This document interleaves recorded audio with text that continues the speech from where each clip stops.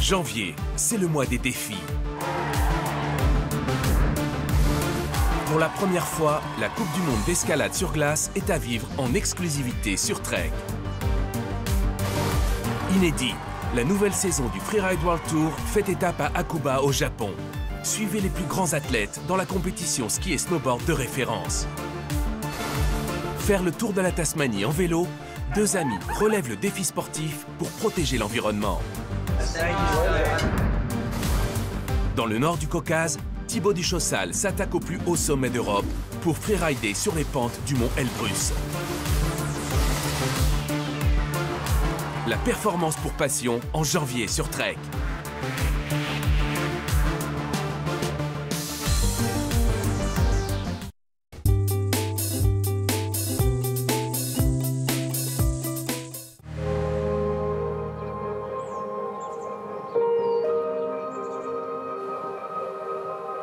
Au pied du Mont Blanc, Chamonix est devenu au fil des décennies le temple de l'alpinisme et de l'escalade mondiale. Le grimpeur numéro 1 français, Romain Desgranges, en a fait son camp de base depuis bien longtemps. Il est aujourd'hui une star locale, mais le champion est avant tout un passionné sans concession.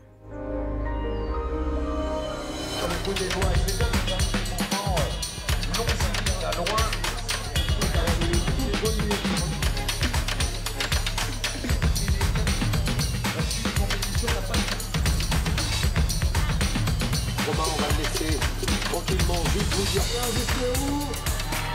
Allez, le maire de 30 000 € qui sort la prise. Oh, mesdames et messieurs, ça va sortir.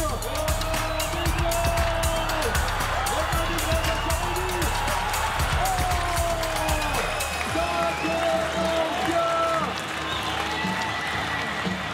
Je sens qu'on va tout péter ce soir.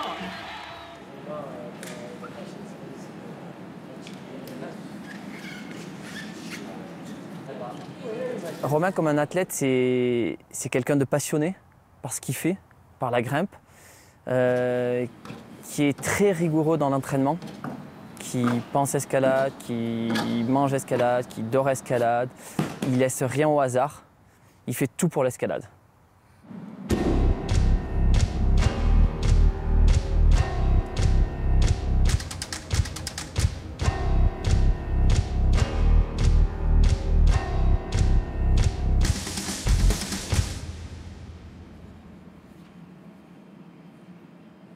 En enfant terrible, j'ai décidé, voilà, je ne ferai pas de sport tant que je ne ferai pas de foot.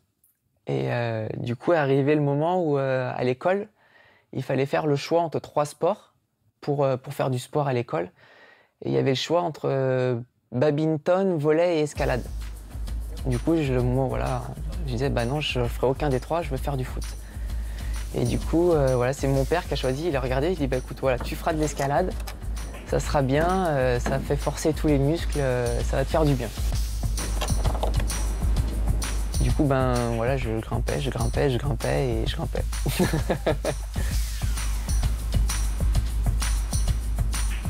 Romain, c'est un athlète qui est extrêmement perfectionniste et donc du coup, il va vraiment au bout des choses.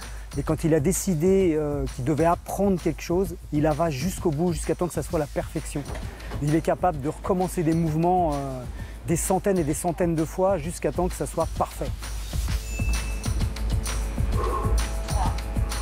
Depuis le début, c'est ancré comme ça qu'il faut travailler, faut s'entraîner. Et si je ne m'entraîne pas dur et si je me repose sur juste ce que je sais faire, je ne suis pas un grimpeur mondial, je suis un grimpeur normal.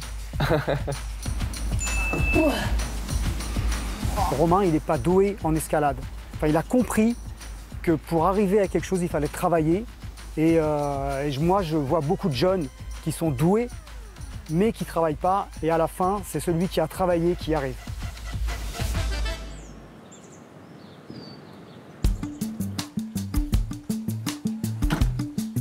Depuis que Romain est papa d'une petite Rose, ça lui a changé les priorités. Et c'est-à-dire, il pense toujours escalade et il veut toujours être performant en escalade, mais il y a moins de pression sur les Coupes du Monde et ça lui a enlevé un énorme poids.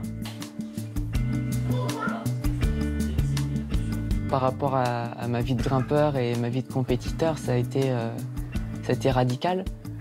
Parce que du coup, ça fait prendre une énorme distance par rapport à nos envies de résultats, à nos envies de réussite, à nos peurs et nos échecs.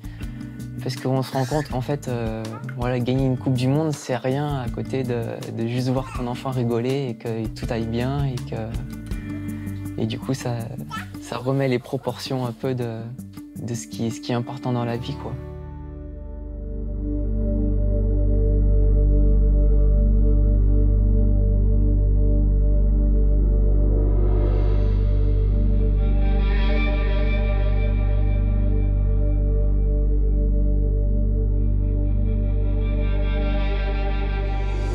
À Jauche-Chouatterie, je suis arrivé vraiment dans cet univers et j'étais là, mais c'est quoi ça En fait, l'escalade, c'est beaucoup plus grand que ce que j'imaginais. C'est la planète entière, quoi. Le gymnase, en fait, c'est la planète entière, quoi.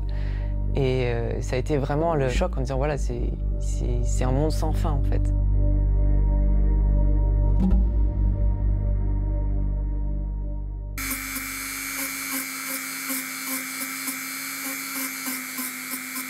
Pour l'instant, étant obsédé par la compétition, je passe 99,9% de mon temps en salle et en mur.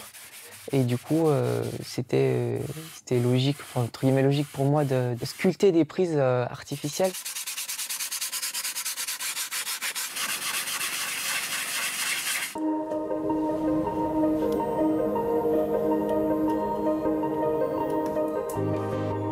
Pour moi, Romain, il est drôle, il me fait rire. Ça fait des années qu'on est ensemble, je pense que ça va bientôt faire 10 ans. Et je pense que je rigole encore plus maintenant. En fait, c'est une âme créatrice. Et il a toujours des projets. Je suis grimpeur, mais à côté, je vais monter des films. À côté, je vais aller faire des images, je vais faire ça, et puis ça. Et un jour, il s'est dit, bah tiens, j'ai fait un film. J'adorerais que ça soit une BD, quoi. Et je dis, bah, allez!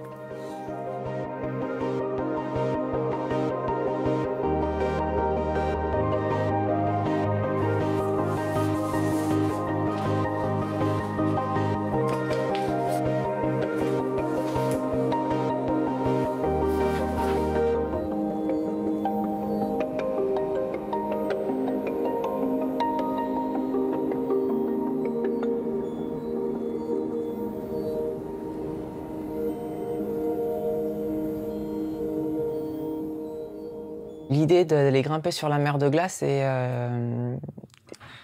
venue un peu par deux voies. C'est que le premier coup, je suis toujours en train un peu de chercher des idées originales pour détourner un peu l'escalade et le montrer différemment. Et du coup, voilà, j'avais vu des photos passer, des vidéos de gens qui se promenaient sur la mer de glace et il y avait ces blocs. Et du coup, de regarder les montagnes et de regarder la glace, j'ai vu, tiens, il y a un caillou, peut-être que je peux aller grimper là-bas, quoi. L'idée est venue de là, quoi, en disant on va détourner l'escalade et le décor, où les gens sont en haute montagne, c'est de l'alpinisme, ils sont en cordée, il y a des piolets, il y a des crampons. Moi, je vais arriver, je vais pas du tout regarder ce qui se passe là-haut, je vais regarder ce qui se passe en bas et je vais faire mes petits cailloux comme d'habitude, quoi.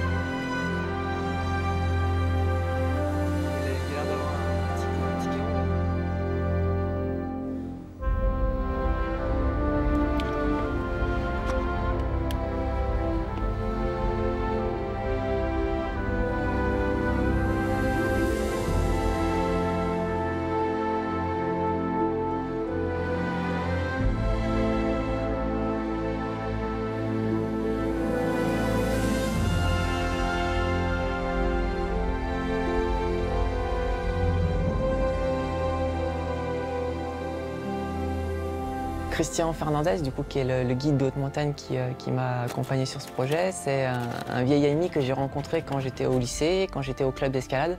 Dans cette idée d'expédition et d'aventure, pour moi, c'était évident de demander à Christian de m'accompagner parce que pour moi, la montagne et marcher sur la mer de glace, c'était vraiment un terrain inconnu.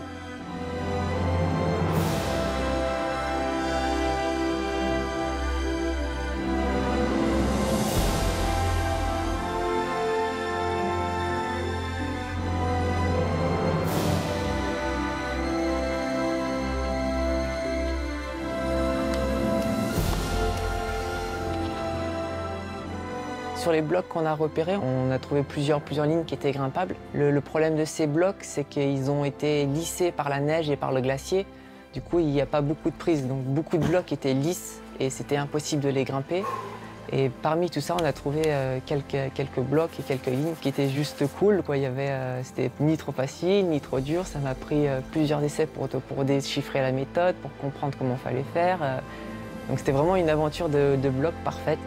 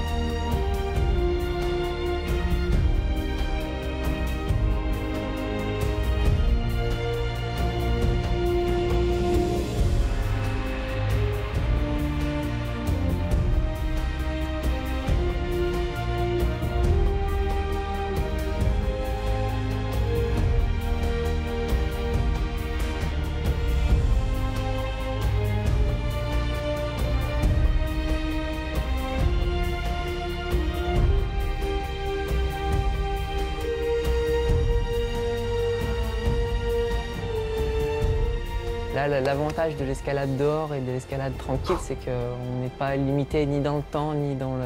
Si on ne le trouve pas aujourd'hui, on le trouvera peut-être demain. Si on ne le fait pas aujourd'hui, on le fera peut-être après-demain.